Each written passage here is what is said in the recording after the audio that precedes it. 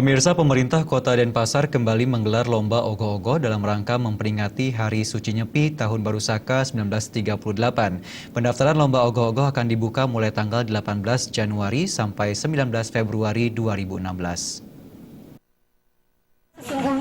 Seleksi ogoh-ogoh Kota Denpasar dalam rangka pengerupukan merupakan ekspresi kreatif masyarakat Kota Denpasar. Seleksi ini diselenggarakan sebagai ajang kompetisi bagi para seniman undagi untuk menciptakan dan menampilkan karya ogoh-ogoh Butekale terbaik.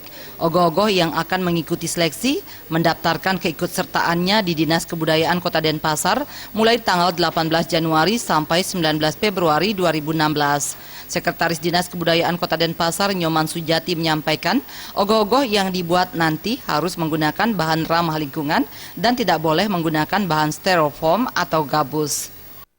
Seketruna yang mendaftar dengan Dinas Kebudayaan dalam pembuatan ogoh-ogoh niki, itulah yang akan nanti diseleksi dinilai oleh tim Kota Denpasar, tim seleksi ogoh-ogoh Kota Denpasar.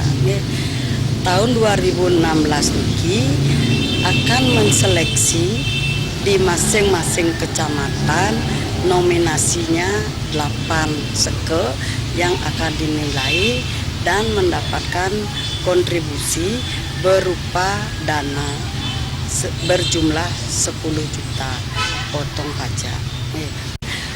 Nanti masing-masing desa pakraman yang akan mengatur di Catus Pate yang ada di Kota Denpasar, masing-masing Catus Pate. Nyoman Sujati menambahkan, ogoh-ogoh yang mengikuti lomba nanti tidak akan diarak di pusat kota, melainkan akan diarak di setiap Catus Pate desa masing-masing. Hal ini dikarenakan agar tidak menimbulkan kemacetan seperti yang terjadi di tahun-tahun sebelumnya. Proses penilaian akan dilaksanakan oleh tim seleksi Dinas Kebudayaan Kota Denpasar mulai tanggal 23 Februari sampai 26 Februari 2016. Andika dan Diana Putra.